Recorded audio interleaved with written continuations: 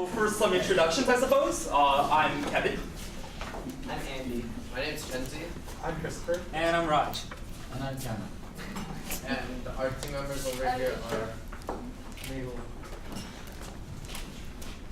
So we're gonna set the stage. Okay, hello everyone. Hello everyone. Before we start, can I just introduce my friend Raj? Can I get everyone to say, hey Raj? Hey Raj. Hey everyone. I'm a small business owner of baked goods, as you can see, and I usually ship my goods all around town. But I find expensive is my shipping. So, Raj, have you heard of U-SHYP?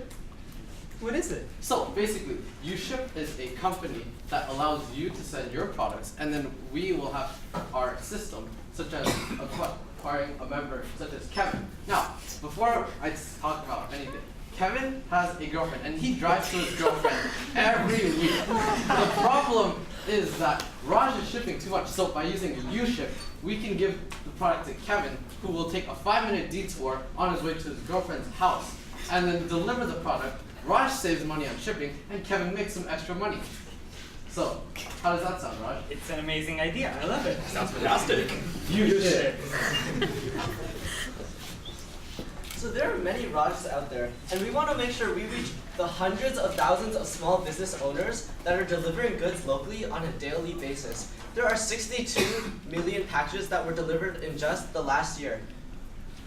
And we wanted to take this a step further and really talk to the small business owners. So we developed a survey to see whether they would find this service valuable.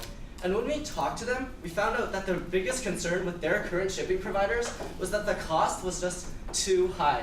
In fact, to quote one customer, he said that the cost could sometimes even be up to half the cost of their product. And small businesses just can't handle these kinds of shipping costs. So at U-SHYP, we really want to break these barriers and give small businesses the tools they need to succeed and expand. How do we plan to make such a drastic drop in cost? By leveraging economies of scale. Companies such as Uber have shown that they can effectively leverage ride sharing in order to make the delivery of people, in this case, more efficient. So multiple people can carpool and they can get to one place, whereas the driver would have had to make that trip anyways, and instead they get to carry along a few people at the same time. Here at U-SHYP, we would have a driver that, for example, has to make a trip to downtown, and on the way they can pick up a few packages and drop them off at a warehouse somewhere else. So this is an example of what one of our drivers would see. They would input in their destinations. Say, for example, I need to head to downtown Toronto, and then I could have a notice of some small businesses near me that need packages shipped to downtown Toronto. I can figure out exactly what path I need to take. I can understand it's just 10 or 15-minute detour to pick up those packages and get them to a warehouse at downtown Toronto where these packages need to be delivered to. And so I would have had to make the trip anyways. I only have to take 10 or 15 extra minutes of my time in order to make a good amount of change, enough to cover the cost of the gas and then some, and I still manage the company still gets their packages delivered. Uber disrupted the taxi industry simply because the taxis were too expensive, and they disrupted it by using the ride-sharing model. We, U-SHYP, we will disrupt the shipping industry by sharing our products too. So, what makes us stand out? What is our business proposition? So, what we see here is the cost of Canada Post. Using a regular parcel, over 2 business days, the cost is around $12.28. However, using U-SHYP, the cost will only be $15 to $10, and it will be faster and cheaper. Why is it faster? Well, so many people go downtown on a regular basis, and Canada Post doesn't actually ship on weekends. Now, think about it this way. How many people go downtown over the weekend to spend time with their friends? Well, many people. And if they're going to be going downtown, and they don't really have that much money because their job only pays minimum wage, they will need extra money to spend and, let's say, buy food or have some fun. So they will be our drivers for U-SHYP. So our revenue structure is essentially going to be, we will charge everyone who wants to ship a package a quote. We'll say, based on the distance and the size of your package, we'll give them a quote normally between $5 and $10. From there, we will take a fee between 20 and 30%. off what they pay for their quote. And that's our first source of revenue. Our second source of revenue is we can offer the people who are shipping packages insurance policies. So in case the driver gets into an accident or their package otherwise gets damaged somehow, which is unlikely but could happen, we will be able to reimburse them if they buy our insurance policy. Now for our costs, our main cost obviously is developing the app because we don't actually have any physical infrastructure besides possibly an office building where we can centralize our operations and make the app work. Secondly, we have to pay all of the drivers who are going to be driving for us, which is another major cost. There's also transaction fees which we have to watch out for because most people are going to be paying through credit cards or PayPal, all of which have different transaction fees that are typically charged to the person accepting the transaction.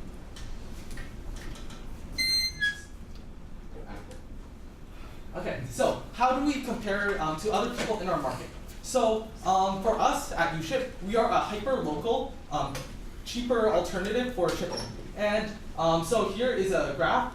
So for more local services, which are actually high price, there's taxi services like Bex and Etripico. There's also high price and national, such as Canada Post, UPS, and FedEx. Obviously, people don't want to spend extra money on shipping.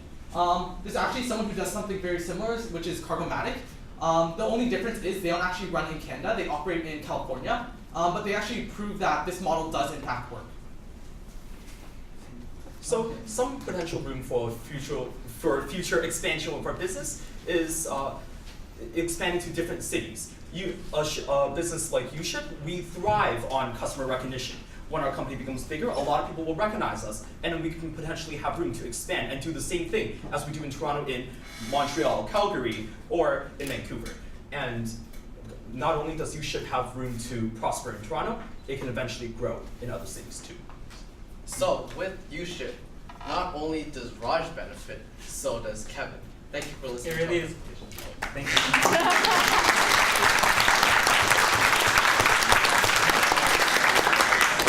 Judges, any questions? I have a question. So there's Uber who takes people from place to place, and there's Skip the Dishes who takes mostly food from place to place. So you guys are doing the other stuff. How do you keep that stuff safe? Let's say you've got your muffin example, you throw it in the back seat, and somebody's dog gets in the back seat and goes for the muffins. How do you make sure that's safe and then insure it and keep those, so whatever it is that you're shipping doesn't get damaged? Have you thought about that? Yeah, so we want to make sure that the drivers all have a basic standard of a safe vehicle and a clean vehicle so that we know that anything that is in their car won't get out of the car and be damaged essentially. So that's the first thing that we want to do. Second, we want to generally look at the insurance background or driving record of the driver so that we know this isn't the sort of person who has totaled 2 cars in the last month, or is the sort of person that's been arrested before or has been possibly convicted. So we want to make sure that the drivers are reliable people who will be able to safely get the package from point A to point B. And just to add on to that, when we surveyed small business owners, 5 out of 6 of them said that they would be comfortable with non-commercial drivers delivering packages for them as long as they pass some of the background checks that he mentioned. Good. Great. First of all, excellent presentation. You guys all look really great and have great energy, so congratulations. That was well done. And my question, similar to the previous question, is well, you know that there's currently other players in the field delivering other things. You have Uber, you have Lyft. And what you're doing is, what you're hoping to do is an interesting slant to it, but my question is barrier to entry. Let's say if Uber or Lyft decides to add a feature to their app, instead of transporting people, they want to focus on delivery. Do you have a strategy to deal with that? So that's a very good question. So that's obviously a threat that could potentially happen in the future, and we've looked at that. Our main strategy with dealing with that is we would want to essentially have the first mover advantage in being the first people to be doing this, and through that we can build up sort of brand recognition that says they know how to do it. They've been doing it for longer than Lyft or Uber or whoever else would want to come into the field has been doing it. And from there, we can still have an advantage to flag. Obviously, they have experience in similar fields, but by doing the exact work that we're going to be doing, we know exactly how we want to do different things. And another major way we can differentiate ourselves from these companies is by being hyper-local. Uber and Lyft, they can deliver, but then they can't be they're not as community focused as we can be. As U-SHYP, we can be focused on local, and we can provide something that they cannot. Again, great presentation, and as a small business owner, and my father is a small business owner in Markham as well, so shipping is always a huge problem. For sure, so. Okay, really quick, my question was, how would you pilot something like this in the next, let's say, 12 weeks or so? So obviously the first thing that we would have to do is create an app. If we have a deadline of 12 weeks, it obviously wouldn't be the most finished app, and with various App Store and Google Play regulations, it takes a little while to get that going. I don't take the experience with that personally, but beyond that, we want to essentially target a very local area. Toronto or the GTA would probably be where we start, just because it's the most population dense place in Canada. And once we would be able to get the experience from running it in Toronto, we'd be able to apply the experience in other places. That's obviously beyond the scope of 12 weeks. And to get the pilot program off the ground, we would leverage existing networks in order to reach small business owners who need packages delivered, and also drivers that would actually want to. Good job, guys.